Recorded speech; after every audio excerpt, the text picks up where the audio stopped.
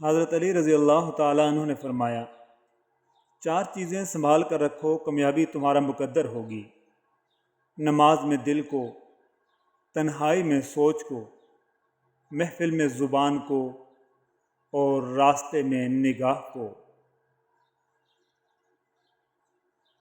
آزمائش تو انہی کے لیے ہوتی ہے جنہیں اللہ چاہتا ہے، اور صبر وہی کرتے ہیں جو اللہ کو چاہتے ہیں۔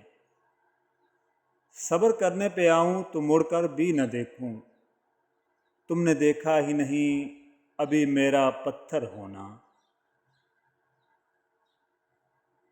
اور اگر دوستی اللہ سے ہو جائے تو پھر لوگوں کے پیچھے بھاگنا نہیں پڑتا۔ ہجرت بہت مجبور ہو کر کی جاتی ہے، چاہے گھر سے کی جائے یا کسی کے دل سے۔ جوانی میں اکثر نوجوان اداس رہتے ہیں، ضروری نہیں کہ انہیں عشق کا روگ ہی ہو، گھر کی ذمہ داریوں کا بوجھ بھی تو ہو سکتا ہے۔ لوگوں کی اکثریت آپ کے ساتھ مخلص نہیں ہوتی، بلکہ اپنی ضروریات سے مخلص ہوتی ہے۔ صرف ان کی ضروریات بدلنے سے ان کا خلوص بدل جاتا ہے۔ یہ جو تمہارا اللہ پر بھروسہ ہے نا، دیکھنا یہ ایک دن تمہیں معجزوں کے چشموں تک لے جائے گا انشاءاللہ۔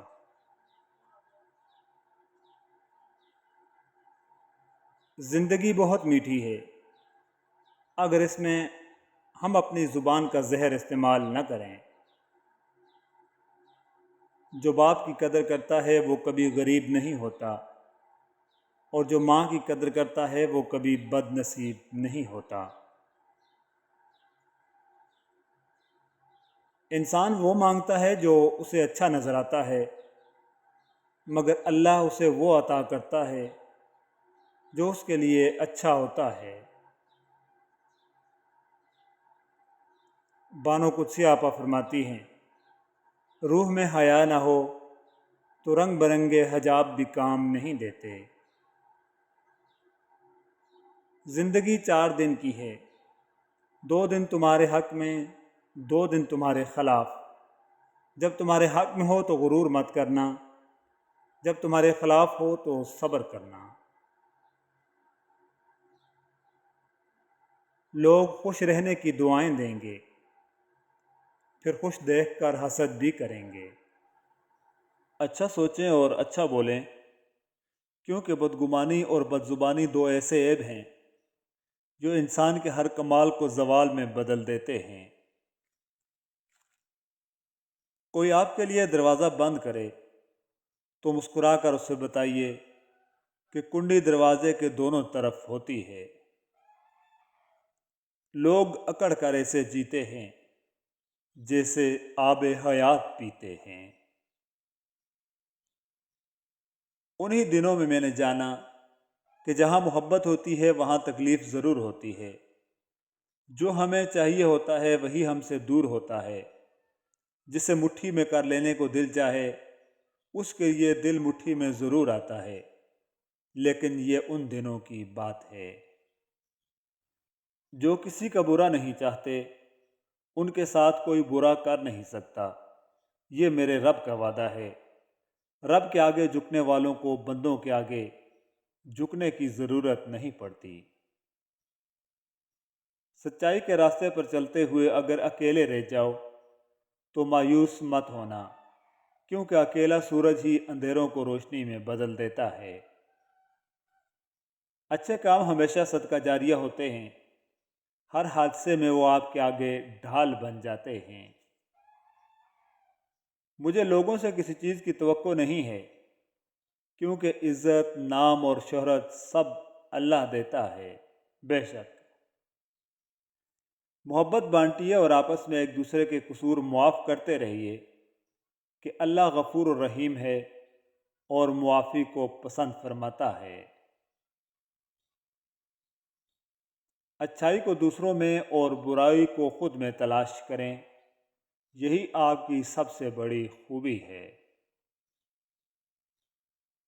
تم استغفار کرو، اللہ تمہاری ہر کمزوری کو قوت میں بدل دے گا۔ نیک لوگوں کی صحبت سے ہمیشہ بھلائی ہی ملتی ہے، کیونکہ ہوا جب پھولوں سے گزرتی ہے تو وہ بھی خوشبودار ہو جاتی ہے۔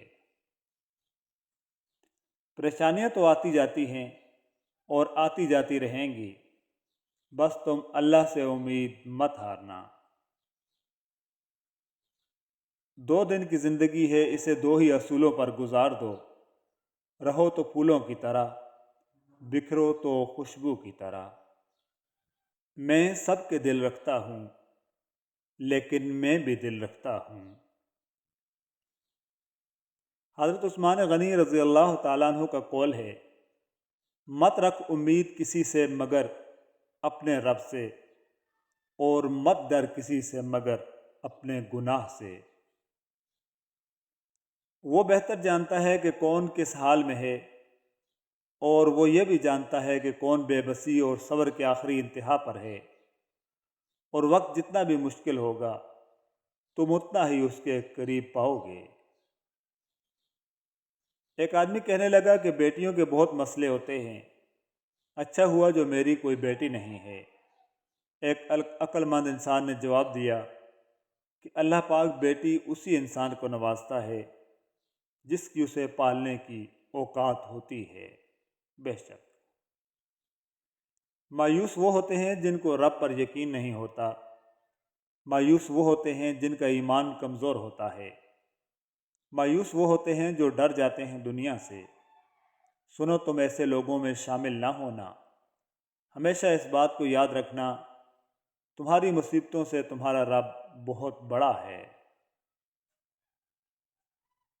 اچھے وقت سے زیادہ اچھا دوست عزیز رکھو، کیونکہ اچھا دوست برے وقت کو بھی اچھا بنا دیتا ہے۔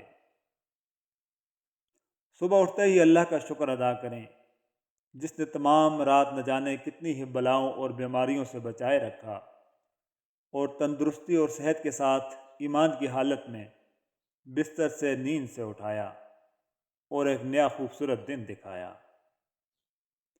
خاموشی سب سے زیادہ آسان کام اور بہت زیادہ نفع بخش عادت ہے۔ ہم بن کر کب جیتے ہیں؟ ہمیں دوسروں کے پاس موجود نعمتیں چاہیے لیکن ان کی تکلیفیں نہیں، ان کے سکھ دکھائی دیتے ہیں لیکن ان کے مصائب اور مشکلیں نہیں۔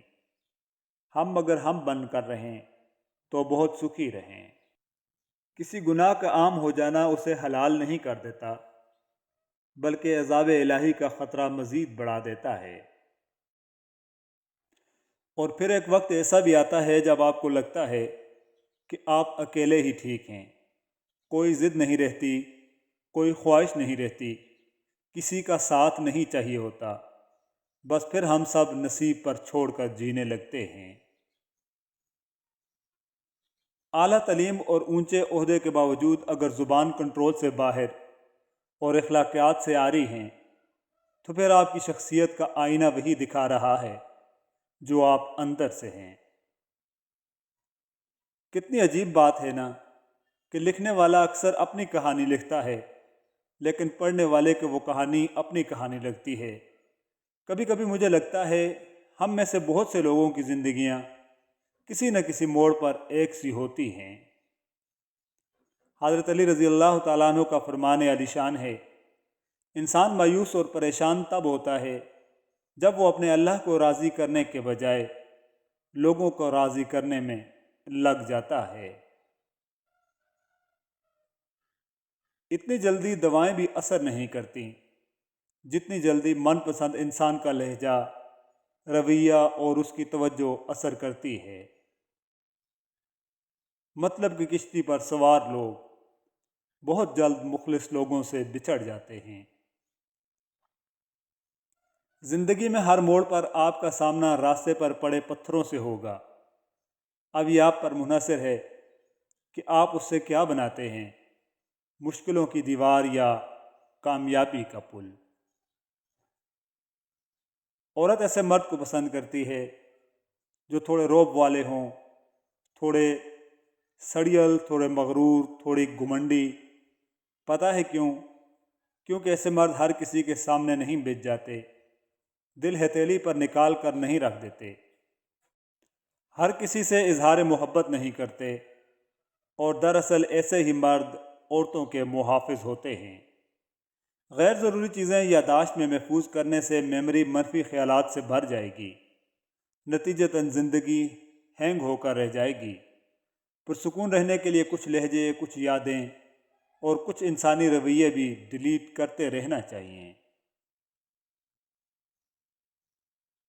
قدرت اتنی پرفیکٹ ہے کہ آپ کے ہر عمل کا بدلہ ضرور لوٹاتی ہے۔ سکون فراہم کیجیے، یہ لوٹ کر آپ کے پاس آ جائے گا۔ کسی کی آنکھ میں آنسوؤں کا سبب ہیں تو بھی انتظار کیجیے۔